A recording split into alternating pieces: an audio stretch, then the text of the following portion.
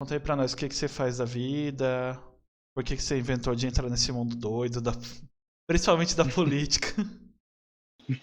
Ó, então vamos lá. Eu acho que a primeira coisa que é muito importante de delimitar é que uma coisa que eu tenho usado muito no meu Instagram, quando eu venho falar de vida e quando eu vou falar de política, é lembrar que tudo na nossa vida é política. Aham. Mas como que eu cheguei nesse lugar?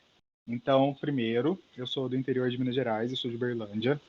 Eu tenho 29 anos, eu sempre estudei em escola pública, fiz minha primeira graduação numa faculdade particular, trabalhando, estudando, e sempre me reconheci como uma pessoa LGBT. Então, eu sou o G ali do LGBT, eu sou um homem gay.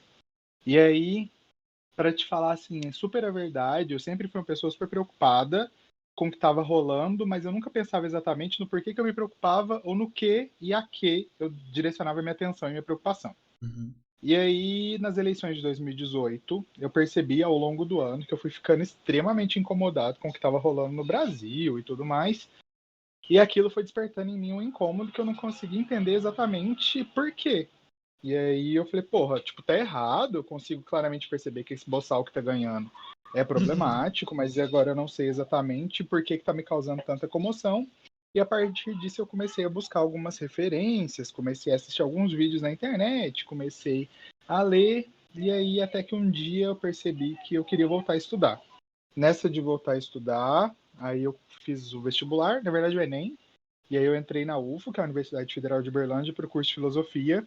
E a partir dali eu fui começando a delimitar alguns entendimentos e alguns caminhos pelos quais eu queria passar.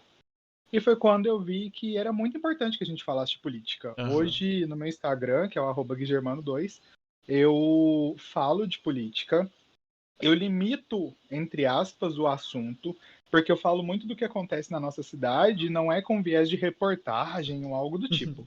Eu falo mesmo do que é proposto na cidade, seja na Câmara dos Vereadores, as ações da prefeitura, etc e tal, porque uma coisa que eu percebi nesse tempo é que o espaço mais fácil para a gente mostrar o quanto tudo é político é a nossa cidade. Porque tudo que acontece na nossa cidade, ele acontece a partir de alguma diretriz.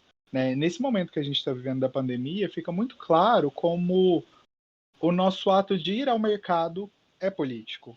Porque se a Uhum. gente estiver atravessando por um momento que seja importante ou que demande uma intervenção, a gente não pode mais nem ir ao mercado. Né? Se a gente pegar o exemplo de Araraquara, que é uma cidade que teve um lockdown correto e completo por um período, no início do lockdown eles não podiam nem ir ao mercado, nem as atividades essenciais funcionavam, exceto hospitais e farmácias.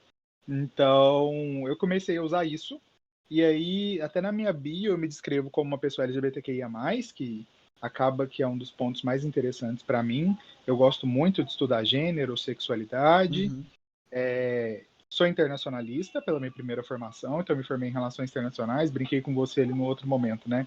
Já pensei em ser diplomata, Aham. mas infelizmente nessa sociedade nossa que ela não é nada meritocrata. Se você é pobre, seus caminhos são muito fodidos para você conseguir chegar e atingir alguns espaços.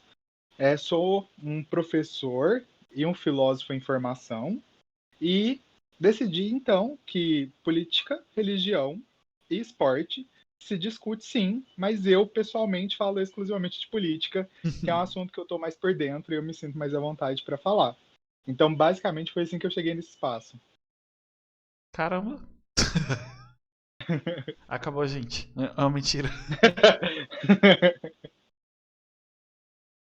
Da hora. Eu particularmente amo filosofia por. Eu não sabia que era filosofia, né, quando era menor, mas eu fiz um semestre de letras. E eu tinha filosofia de ensino. Era filosofia da educação, era uma matéria assim. Inclusive eu tenho que Uhum. convidar meu professor de filosofia pra bater um papo, eu acho. Top. Não sei, né?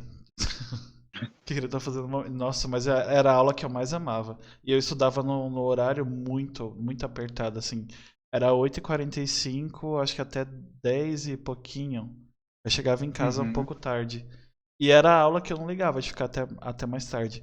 Porque ele era muito questionador. Tipo, Sim. e nossa, dava muita rixa na sala. Mas eram, tipo, não era essas brigas idiota que tem no Facebook, sabe? Sim. Eram discussões, no caso. Inteligentes, sabe? Cada um dava argumento, aí perguntava por quê. Tudo ele perguntava por quê. Tipo, falar assim, Sim. então, você tá de fone Bluetooth. Por quê? Aí você falava, aí ele perguntava por quê? Não, porque eu acho bom, mas você acha bom pra quem? Nossa, Uhum. era a aula que eu mais amava. Acho que.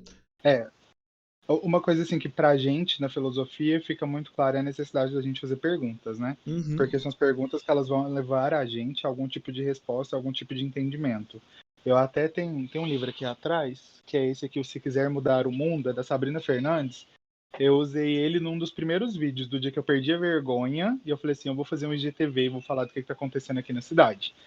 E aí a gente estava falando sobre saúde, né? Sobre saúde e cuidados, por assim dizer. E aí eu perguntei, para quem? A família de quem? Quem que a gente está tentando proteger?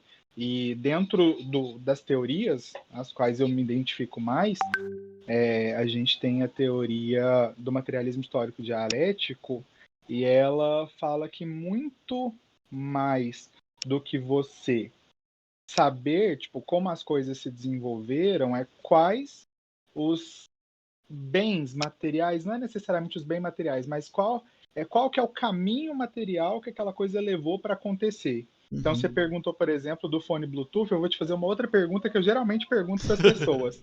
É tipo, por que que você não é um bilionário? Né? Então, a partir do momento que você responde essa pergunta, eu te garanto que a gente consegue traçar todo um caminho aqui que a nossa sociedade, pelo modelo que ela foi construída e como ela está institucionalizada, é muito mais improvável que você seja um bilionário do que você consiga chegar nesse espaço.